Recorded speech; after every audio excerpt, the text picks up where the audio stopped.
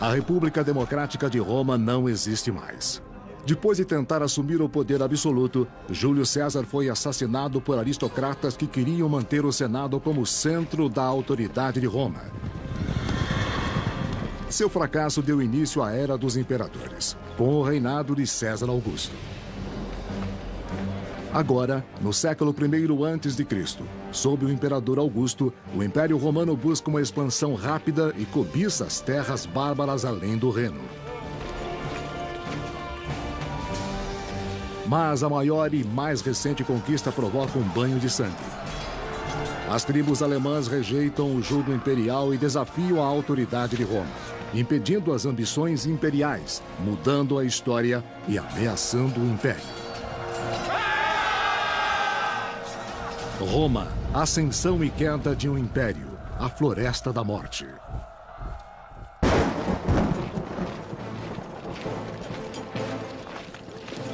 Gália, século I a.C. Roma dá os primeiros passos para dominar o mundo. Impelido pelo crescimento, o Império acredita que o resto dos povos deseja submeter-se à sua civilização. O imperador Augusto assume o poder depois do assassinato de seu tio-avô Júlio César, e Roma espalha sua influência sobre o mundo conhecido. Augusto era um parente de Júlio César que se tornou, em nossos termos, o primeiro imperador romano. Augusto salvou a República de um modo que Júlio César não foi capaz de fazer. Esse foi o início do verdadeiro auge do poder romano. Eles estavam expandindo rapidamente as fronteiras imperiais e tiveram uma série de grandes vitórias militares. Muitos romanos achavam que o Império era invencível. O amado Augusto triunfara na difícil tarefa de reunir os valores democráticos da República sob o poder e a liderança de um imperador. Augusto salvou a República ao se tornar seu primeiro e único líder de fato, porém tentando convencer as outras pessoas de que a República ainda era o que sempre havia sido: cooperação entre as pessoas de diversos níveis sociais, visando o bem de todos. Depois de 35 anos de governo, Augusto considerava como seu maior sucesso a imensa expansão do território romano. Isso era mais do que uma simples conquista militar. Era também uma missão, pois, afinal de contas, os romanos eram superiores. Os romanos achavam que tinham a missão de levar a civilização romana aos outros povos que não a tinham. Assim, pensavam que tinham uma missão cultural de levar a lei e, a seu ver, a justiça para os povos que viviam sem isso, a quem chamavam de bárbaros. Depois da Gália se tornar uma província romana, o novo império lançou olhares para as terras além do Reno, em uma área que passou a ser chamada de Germânia. Germânia, ano 9. As tribos além do Reno viviam precariamente competindo por terras em ataques sangrentos umas às outras. Algumas tribos até atacaram territórios romanos, o que não seria tolerado por Roma. O Império considerava os bárbaros como selvagens, imprevisíveis, perigosos, em terras que valia a pena conquistar.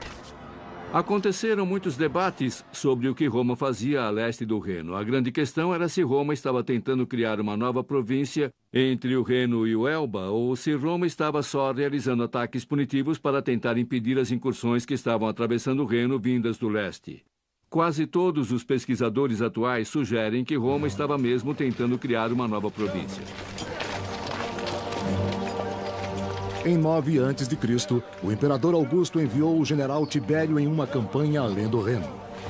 Vamos lutar! O relacionamento entre romanos e alemães era muito problemático. Existiam pessoas que estavam dispostas a trabalhar com os romanos e pessoas que odiavam os romanos. E o que isso criou em várias vezes, sem dúvida, foi uma briga pelo poder entre as tribos alemãs que ocupavam a antiga Germânia, a Alemanha atual. Tibério, um soldado eficiente e bem relacionado, era o herdeiro provável ao trono imperial. Na Germânia, ele se aproximou do líder da tribo Querusca em busca de um aliado.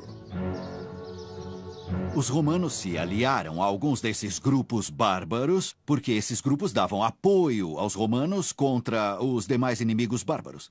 E os romanos queriam expandir seu controle territorial e também sua, como pensavam, missão civilizadora para o norte.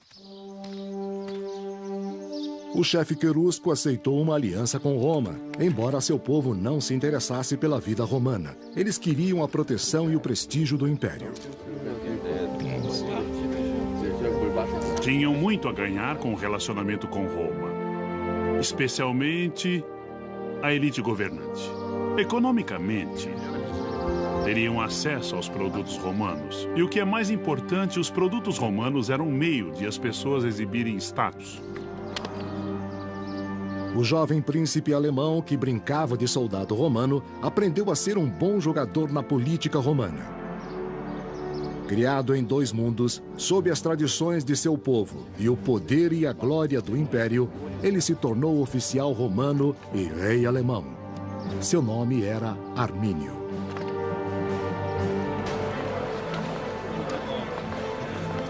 Roma, Itália, ano 4. Por mais de uma década, o Império manteve a paz com as tribos além do Reno, graças ao poderio militar do imperador Augusto. Em posição de ataque! Augusto foi um ditador militar que teve que lutar constantemente a fim de estabelecer um império que, na verdade, permaneceu estável por cerca de 2 séculos.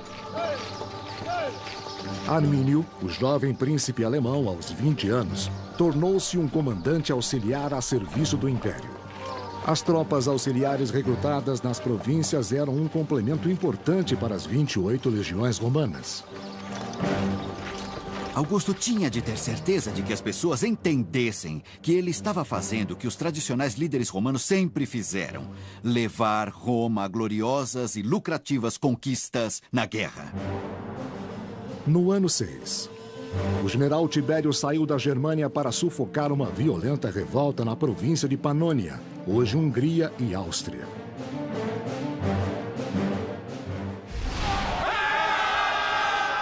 Tibério dirigiu todas suas forças na Germânia contra os revoltosos que rejeitavam os impostos e o estilo de vida romanos. Quando os romanos tentaram romanizar os bárbaros para fazê-los viver mais como romanos em um ritmo mais rápido do que os bárbaros desejavam, então os bárbaros disseram: não queremos isso. A revolta contra Roma durou 3 anos terríveis e esgotou o exército romano. O imperador Augusto enviou tropas auxiliares. Armínio lutou nessa campanha, dominando as técnicas de guerra romana e se destacando diante de seus superiores. O historiador Velleius Paterculus escreveu: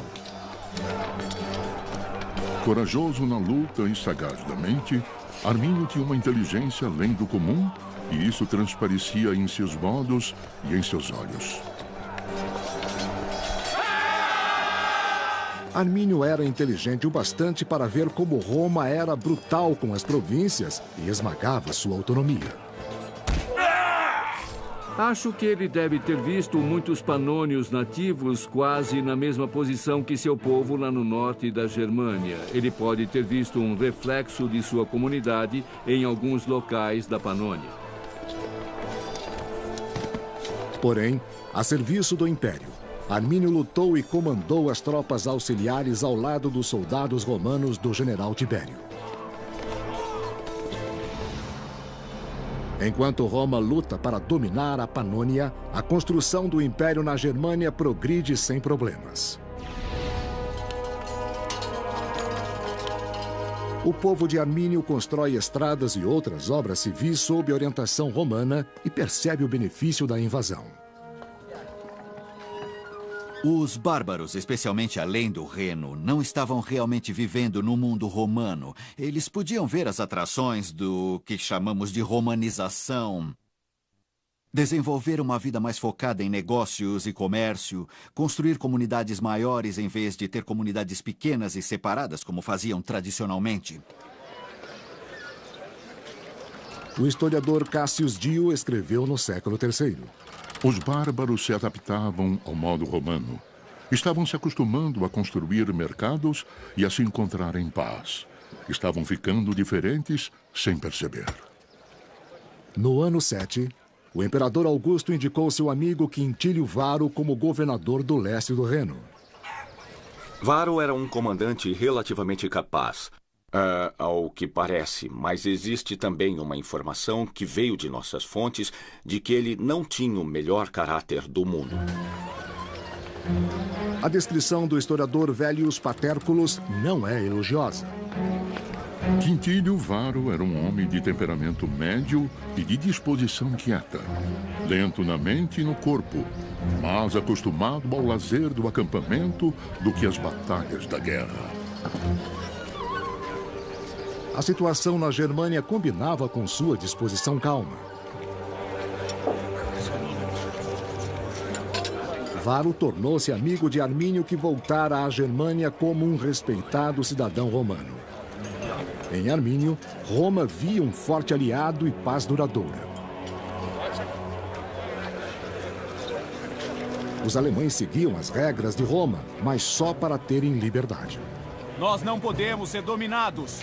Os alemães não gostavam de ser forçados a ir aos tribunais romanos e deixar um romano decidir suas disputas, pois eles tinham formas próprias e muito tradicionais de resolver seus problemas. O ressentimento começou a aumentar, mesmo que a situação parecesse calma, segundo Vellius. Os alemães eram mentirosos, criando uma série de processos fictícios, provocando um ao outro em disputas e resolvendo os problemas pela lei. Eles pareciam gratos à justiça romana, fingindo que sua natureza bárbara estava sendo suavizada. Varo tinha experiência em governar povos acostumados a serem governados. Nada poderia estar mais longe da experiência e do desejo dos povos germânicos. Segundo o historiador Cassius Dio, Armínio e os outros líderes tribais tiveram de agir. Além de dar ordens como se os alemães fossem escravos de Roma, Varo exigiu dinheiro como fazia das nações subjugadas.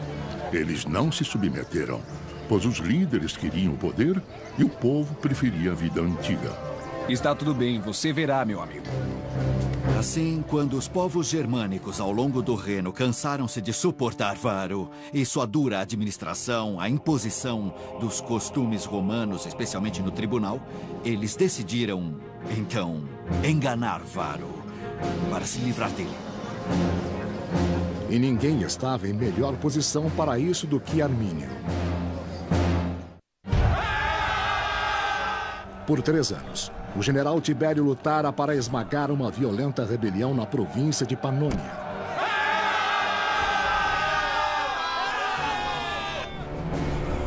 Por fim, no ano 9, seu esforço foi recompensado. Os revoltosos foram derrotados e se renderam, e a vitória era dele. Mas enquanto a ordem era restaurada em Panônia, a situação na Germânia estava para se transformar em caos. Germânia, ano 9. Na província aparentemente pacífica, o governador Varo havia pressionado demais para estabelecer o poder romano.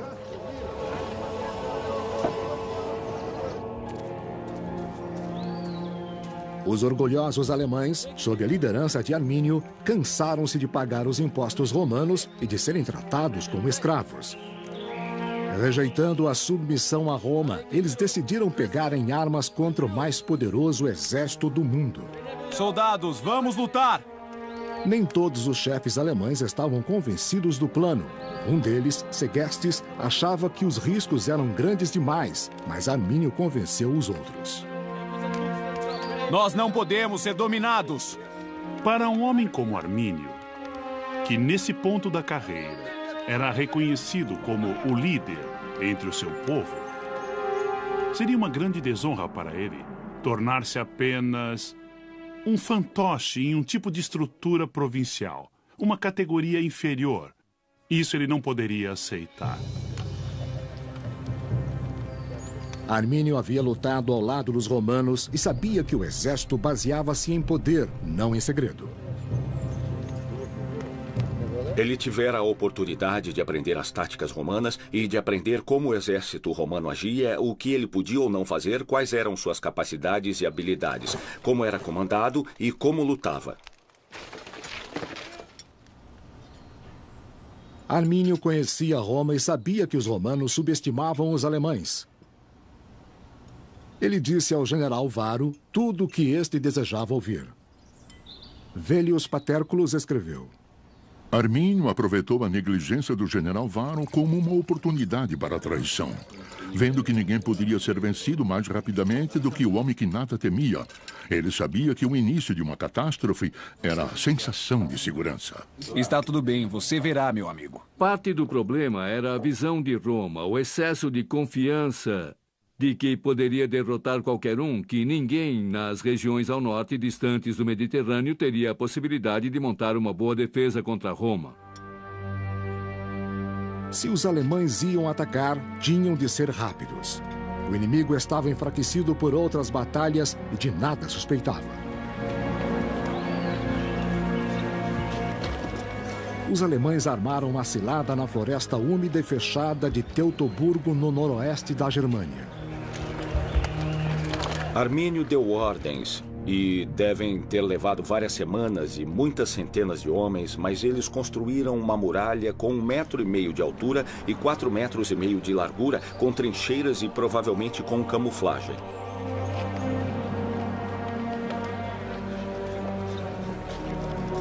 Para o general Varo, tudo parecia normal.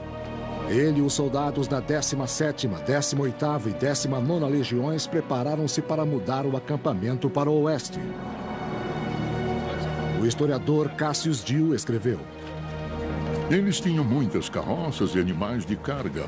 Além disso, muitas mulheres, crianças e servos o seguiam. Suas armaduras e equipamentos eram carregados em uma carroça por animais de carga, pois ninguém podia carregar 31 quilos de armadura e 18 quilos de carga todos os dias. Eles estavam conversando com suas esposas legítimas, ou procurando alguém para o trabalho de polir sua armadura de noite, ou pensando sobre a noitada que iriam ter bebendo com as prostitutas. A última coisa em que pensariam era entrar em formação de batalha.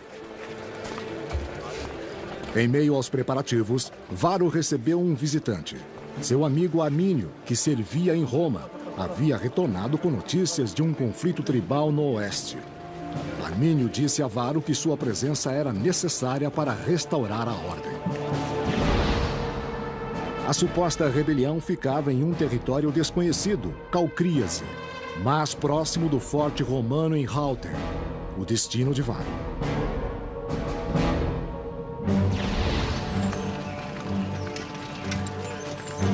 Varo mobilizou todo o acampamento para a viagem.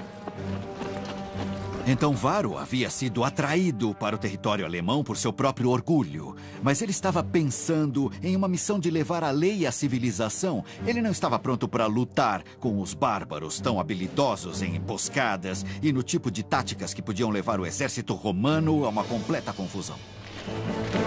A longa fila de soldados, civis e provisões percorreu as florestas alemãs. Varo não esperava problemas, mas estava em solo desconhecido e se movia com cautela e o mais silenciosamente possível. Em arqueologia, uma das coisas encontradas em escavações recentes foi um badalo, que foi preenchido com palha que ainda foi achada no badalo. Com o badalo silenciado, a fila prosseguiu, mantendo a formação militar enquanto os romanos iam, sem saber, para a muralha camuflada da armadilha. Cuidado! Cuidado, parem! O chefe alemão Segestes temia o plano mortal e tentou alertar Varo sobre a traição de Armínio. Mas foi humilhado e mandado embora. O historiador Vellius Paterculus escreveu: Segestes pediu que os traidores fossem aprisionados, mas o destino dominou os planos de Varo e nublou a sua mente. Varo já tinha sido avisado por outros bárbaros. Não confie nesses homens, eles irão atraiçoá-lo. Mas Varro achava que conhecia os homens e sabia quem era e quem não era seu amigo.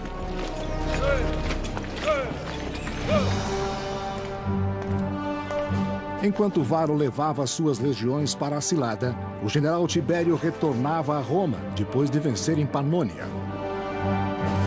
Para o imperador Augusto, essa vitória provava o poderio supremo de seu império, que ele julgava ser invulnerável.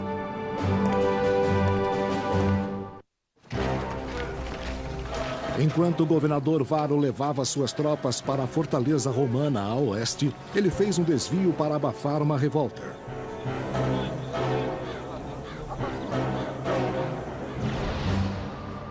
Na verdade, Varro estava indo para uma cilada na floresta de Teutoburgo, na região conhecida como Calcríase.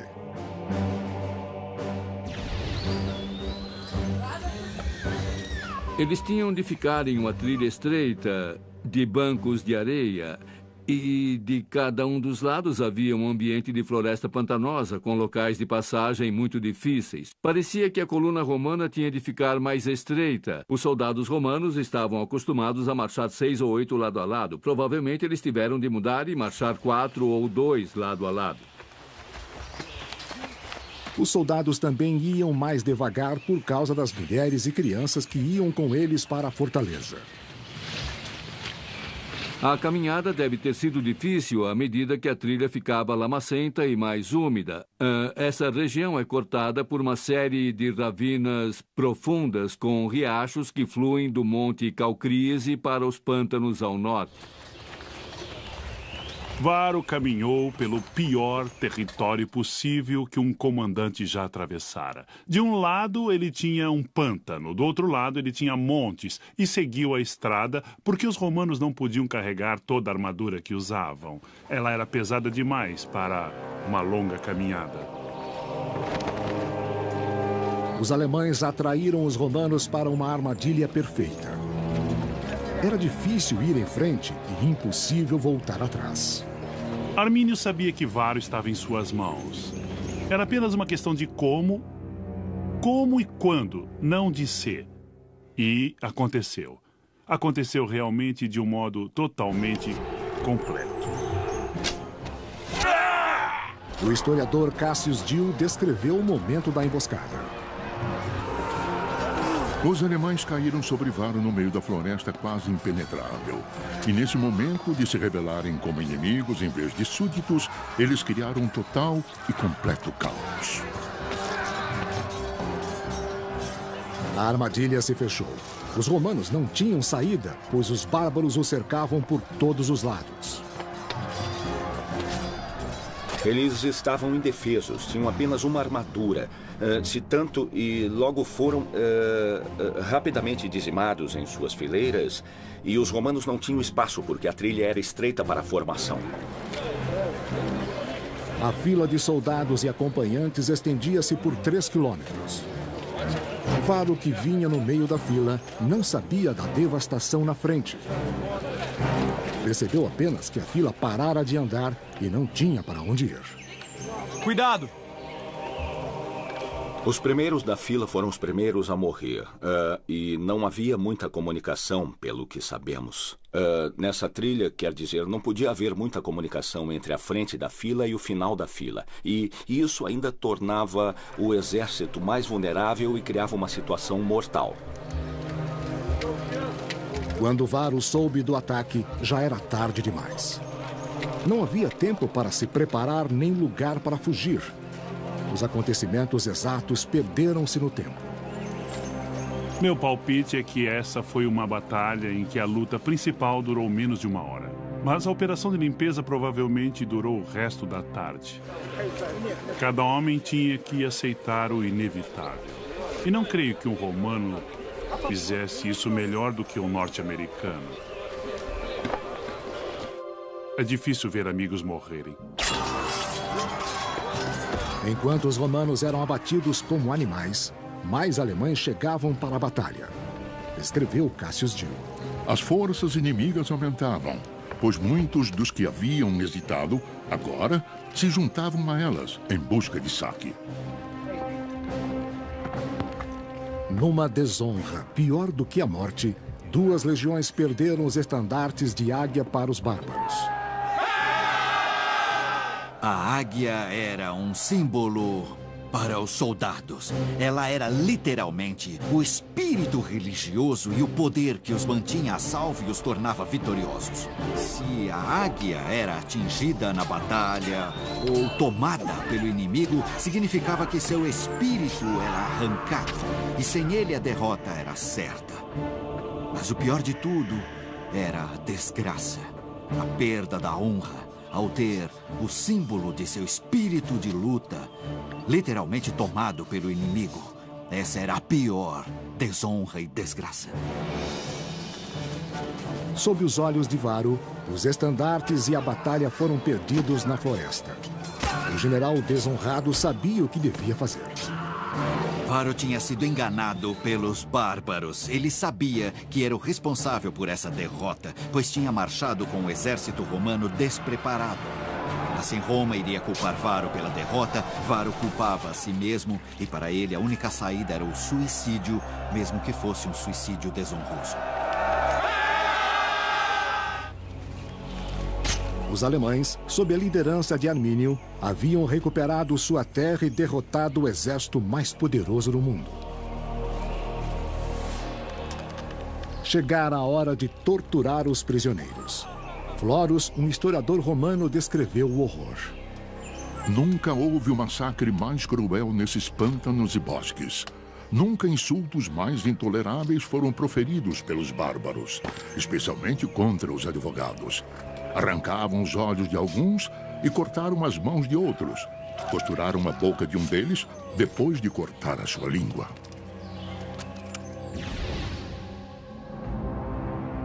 Enquanto a Germânia celebrava a derrota de Varro, o general Tibério retornou a Roma depois de vencer na Panônia.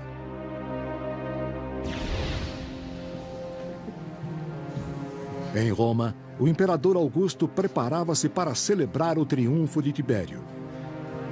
Mas todo o planejamento foi desperdiçado. Quando as notícias chegaram a Roma e Augusto soube da perda de 3 legiões ao norte, ele ficou horrorizado. E, supostamente, ele gritou várias vezes sem parar: Varro, devolva as minhas legiões. Isso foi um choque, porque Roma tivera uma série de vitórias militares e acreditava que os povos do norte seriam vencidos facilmente. Mas as notícias falavam que 3 legiões inteiras, 15 ou 20 mil homens, foram destruídas de uma só vez, em um desastre inesperado.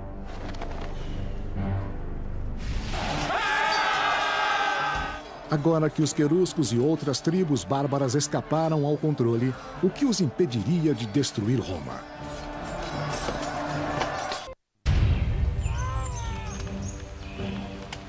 Enquanto as legiões de Varro eram destruídas ao norte, o general Tibério retornava a Roma para celebrar a vitória na Panônia.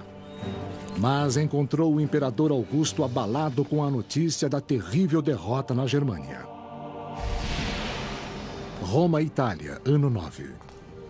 Os bárbaros do outro lado do Reno massacraram 3 legiões romanas comandadas pelo governador Varro. O desastre de Varro significava que o plano de Augusto de levar a fronteira norte do Império Romano adiante havia falhado e que eles sempre teriam de lidar com aqueles povos ferozes da fronteira que, a qualquer momento, podiam invadir o Império Romano para viver nele ou para saquear. O golpe fora severo e não podia ficar sem resposta. Armínio havia dado um golpe muito significativo no moral romano, no orgulho romano e na honra romana. Isso tinha de ser vingado. Perder 15 ou 18 mil homens de uma força de 150 mil legionários é similar, ao meu ver, o exército americano perder 60 mil. Nós temos cerca de 600 mil homens na ativa, e se perdermos 1/10, nós perderíamos 60 mil homens em apenas um dia. Acho que isso ia sair nos jornais. Para vingar Roma, o general Tibério mobilizou suas tropas exaustas.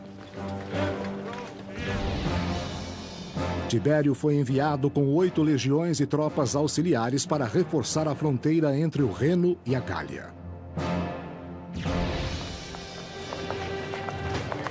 Roma parecia estar a salvo no momento, pois não havia sinais de hostilidade na fronteira. Mas os romanos perceberam como os alemães eram engenhosos e ficaram vigilantes. Havia guardas por toda a cidade de Roma. Foi um golpe severo para Roma, como cidade e também como sociedade, saber que esses povos no norte, que eram considerados pelos textos de César, Tácito e outros como sendo militarmente muito inferiores a Roma, eram capazes de infligir esse golpe devastador. A poderosa Roma, o auge da civilização ocidental, sentiu-se vulnerável. Cada cidadão ou visitante estrangeiro era um suspeito terrorista. Augusto, temendo uma revolta dos alemães que viviam em Roma, expulsou-os.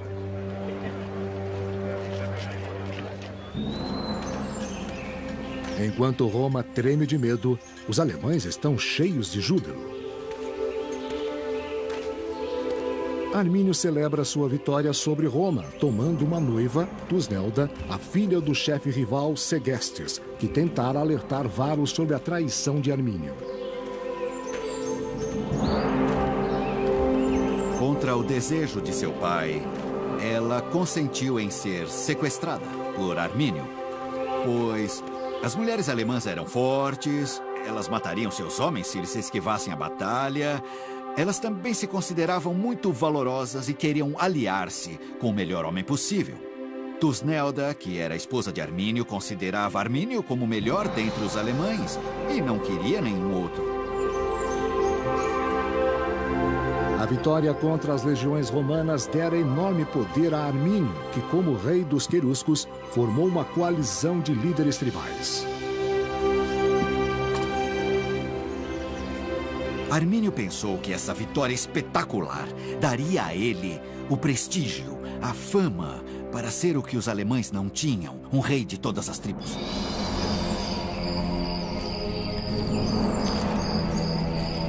O lugar do massacre tornou-se um local sagrado, que permaneceu intocado para celebrar a vitória e honrar os deuses alemães que a concederam. Os alemães rezavam em bosques, pelo que sabemos. Eles tinham imagens e várias estátuas e totens animais em suas florestas. E, na verdade, essa ideia do totemismo parece ter sido alguma coisa bem importante, também para os romanos, mas ainda mais para os alemães. Enquanto Roma vacila, os alemães celebram sua vitória, guardando as armas romanas como um despojo sagrado.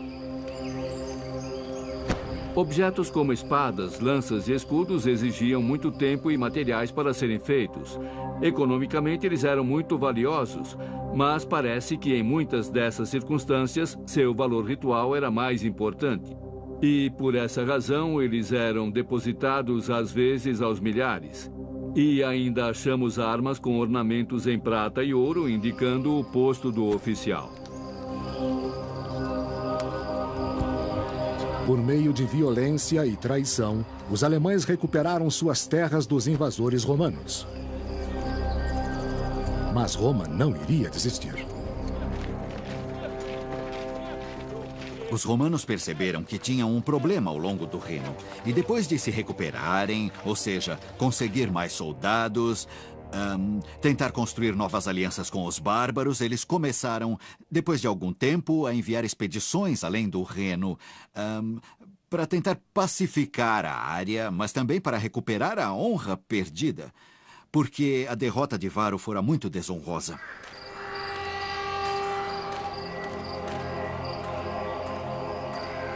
Para a posteridade e para o orgulho do Império, Roma precisava virar o jogo.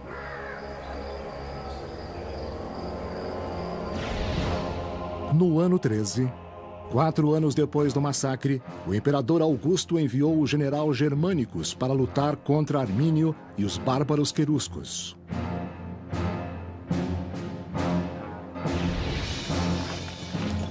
Foi preciso muito tempo para restaurar uma força de ataque para que Germânicos tivesse tropas para lidar com o problema. Não havia dúvida de que isso tinha de ser feito. Ou toda a ideia da honra do imperador, ou até talvez o próprio imperador fosse prejudicado. Aquela era uma desgraça que não poderia ficar sem resposta. A ética para os romanos era vingança, ódio e raiva. Não havia ideia de compaixão, de perdão abrangente para a humanidade. Os romanos eram um povo muitíssimo cruel. Roma e Itália, ano 14. Enviar germânicos para a Germânia foi um dos últimos atos de Augusto. Um ano depois, aos 77 anos, ele agonizava, abalado pela derrota de Roma e por seu sonho imperial não realizado. Augusto não tinha filhos e indicou Tibério para seu sucessor. Tibério deveria assumir o posto de imperador e lavar a honra de Roma e Augusto. Augusto teve a glória de toda uma série vitoriosa de campanhas militares, mas nunca se recuperou desse golpe. Ele morreu alguns anos depois, e isso, de muitas maneiras, parece ter destruído o que ele via como seu legado. E você esteja em paz. Augusto, que devotou sua vida à conquista do mundo, morreu com um fracasso. O que fora perdido na Germânia não podia ser recuperado, mas os alemães deviam pagar pela humilhação.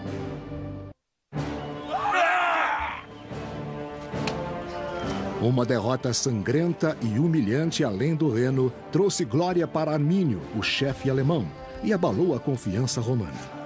Mas Roma ainda não estava vencida. Germânicos, um general romano, partiu para a Germânia numa missão de vingança, atacando as tribos aliadas a Armínio.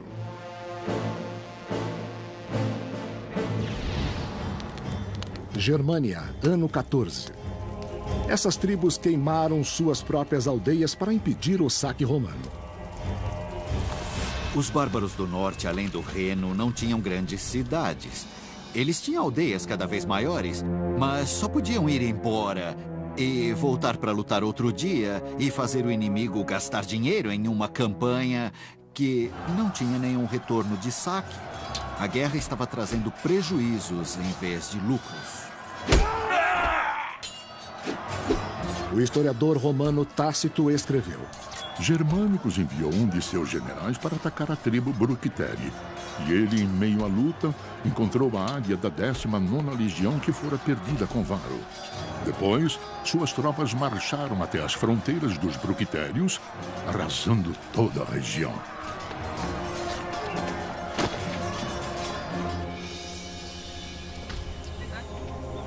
Os romanos resgataram Segestes, o chefe rival aprisionado por Armínio. E a humilhação continuaria num gesto devastador: o sequestro de Tusnelda, filha de Segestes, que esperava o filho de Armínio. Ela foi capturada pelos romanos e levada para a capital, como prova de que os romanos conseguiram derrotar Armínio e tornaram sua vida infeliz, mesmo que ele fosse o homem que destruíra Varo e 3 legiões romanas. No ano 15, 6 anos depois da emboscada, o exército romano chegou ao local do massacre na floresta de Calcríase, transformado em monumento à vitória alemã.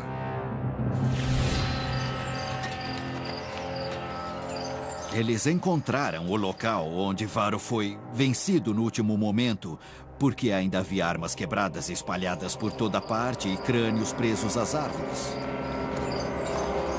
A cena era terrível. Essa era praticamente uma planície cheia de ossos humanos, exceto, provavelmente, pelos dos oficiais, que, se fossem capturados, teriam sido sacrificados pelos alemães, que costumavam praticar sacrifícios humanos, por exemplo, enforcando ou cortando a garganta. O historiador Tácito descreveu o que os romanos encontraram. No campo havia ossos humanos, espalhados pelos homens em fuga ou em pilhas intocadas. Ao redor havia armas quebradas e ossos de cavalos, além de crânios humanos presos às árvores. Nas proximidades ficavam os altares bárbaros. onde foram sacrificados os oficiais. A cena foi muito emocionante. Com certeza para os homens de Germânicos, alguns perceberam que podiam ser parentes, podiam ser amigos, podiam ser companheiros de armas, os que estavam sendo enterrados, o funeral dos mortos na antiguidade, e fazer os ritos por ele era extremamente importante para manter os mortos em seu lugar, para ter certeza de que não voltariam para assombrá-lo. Tácito escreveu: os soldados romanos enterraram os ossos das 3 legiões, sem saber se enterravam os restos mortais de um estranho ou de um amigo. Mas com raiva dos inimigos, todos ao mesmo tempo lamentaram e odiaram. Simbolicamente, era muito importante que Roma mostrasse que lembrava dos soldados caídos e que nunca iria desistir de tentar resgatar a honra que havia sido manchada pela incompetência e arrogância de um comandante. Para os alemães, que tinham um memorial sagrado na floresta, o enterro era uma profanação. Assim que os soldados partiram, os alemães exumaram os ossos e reconsagraram o local do massacre. Armínio, que julgava ter derrotado Roma 6 anos antes, ficou lívido com os ataques e confuso com a mudança súbita da sorte. Tácito descreveu sua fúria. Essa é uma arma poderosa. Armínio, de temperamento naturalmente exaltado, ficou furioso com o sequestro da esposa e com a vida de escravidão que esperava seu filho. Ele declarou guerra contra as Segestes e contra o Império Romano. A guerra começou. Mais uma vez, as forças ardilosas de Armínio, que conheciam o terreno, tinham uma vantagem contra os pesados soldados romanos. Uma legião era invencível se pudesse escolher o campo de batalha. Plano e bastante amplo, com espaço para manobrar em várias unidades muito densamente agrupadas. O local não era assim. Não tinha espaço para manobrar e nem era possível formar as unidades com toda a força. Mas Germânicos armou uma cilada, atraindo os alemães para campo aberto e cercando-os. Os romanos venceram a batalha, mas não a guerra. Os estilos de luta incompatíveis, os custos da campanha e a tenacidade dos alemães tiraram de Roma a esperança de vitória duradoura. Ao leste do Reno, em vários anos, houve ataques punitivos dos romanos em que eles tentaram capturar Armínio e tentaram derrotar seu povo, mas não tiveram sucesso. Nem Armínio, nem Germânicos viveram o bastante para ver o efeito de seus esforços. 3 anos depois, no ano 19, ambos morreram sem heroísmo. Germânico sucumbiu a uma doença, embora se diga que foi envenenado por um rival político em Roma. No mesmo ano, Armínio foi morto pelos alemães por ter exagerado no uso do poder. Parece calmo. Ele era muito dedicado à causa da liberdade alemã e seu projeto pessoal. Armínio queria ser o rei das tribos bárbaras alemãs. Mas elas não queriam um rei. Elas queriam autonomia, e Armínio lhes deu liberdade. E nesse processo, mudou a face de Roma. Podemos pensar nessa batalha como sendo a que realmente bloqueou a expansão de Roma. Se a batalha não acontecesse, quem sabe que territórios a leste Roma poderia ter conquistado? Toda a Alemanha, Polônia e possivelmente mais a leste até a Rússia, nós não sabemos. Depois de Teutoburgo, Roma viu que os riscos da expansão eram altos e os lucros eram poucos. Mas não tardou para que a atração da conquista ficasse forte demais para ser ignorada. Algumas tribos até atacaram territórios romanos, o que não seria tolerado por Roma. O Império considerava os bárbaros como selvagens, imprevisíveis, perigosos, em terras que valia a pena conquistar. Aconteceram muitos debates sobre o que Roma fazia a leste do Reno. A grande questão era se Roma estava tentando criar uma nova província entre o Reno e o Elba, ou se Roma estava só realizando ataques punitivos para tentar impedir as incursões que estavam atravessando o Reno vindas do leste. Quase todos os pesquisadores atuais sugerem que Roma estava mesmo tentando criar uma nova província. Em 9 a.C., o imperador Augusto enviou o general Tibério em uma campanha além do Reno. Vamos lutar! O relacionamento entre romanos e alemães era muito problemático. Existiam pessoas que estavam dispostas a trabalhar com os romanos e pessoas que odiavam os romanos. E o que isso criou em várias vezes, sem dúvida, foi uma briga pelo poder entre as tribos alemãs que ocupavam a antiga Germânia, a Alemanha atual. Tibério, um soldado eficiente e bem relacionado, é os primeiros passos para dominar o mundo. Impelido pelo crescimento, o Império acredita que o resto dos povos deseja submeter-se à sua civilização.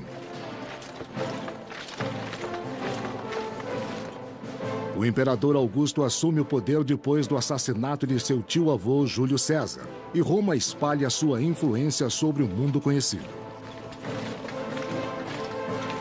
Augusto era um parente de Júlio César que se tornou, em nossos termos, o primeiro imperador romano.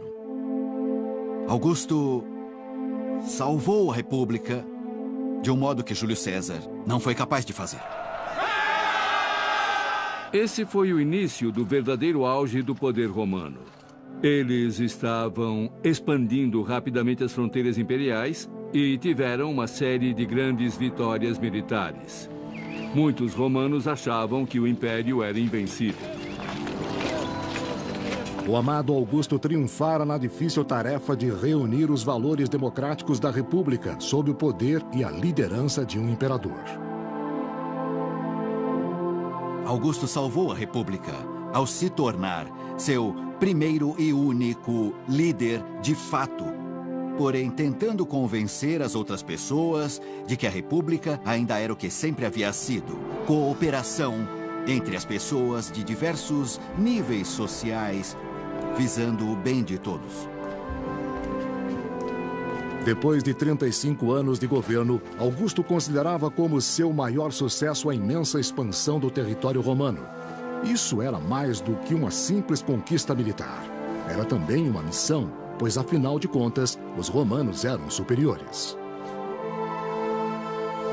Os romanos achavam que tinham a missão de levar a civilização romana aos outros povos que não a tinham. Assim, pensavam que tinham uma missão cultural de levar a lei e, a seu ver, a justiça para os povos que viviam sem isso, a quem chamavam de bárbaros. Depois da Gália se tornar uma província romana, o novo império lançou olhares para as terras além do Reno, em uma área que passou a ser chamada de Germânia. Germânia, ano 9. As tribos além do Reno viviam precariamente competindo por terras em ataques sangrentos umas às outras.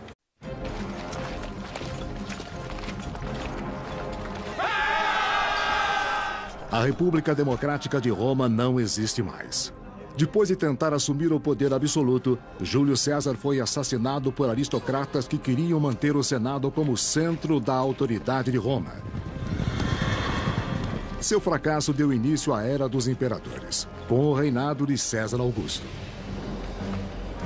Agora, no século I a.C., sob o imperador Augusto, o Império Romano busca uma expansão rápida e cobiça as terras bárbaras além do Reno. Mas a maior e mais recente conquista provoca um banho de sangue.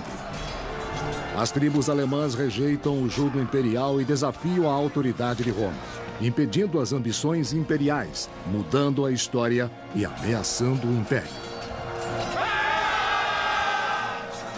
Roma, ascensão e queda de um império, a Floresta da Morte.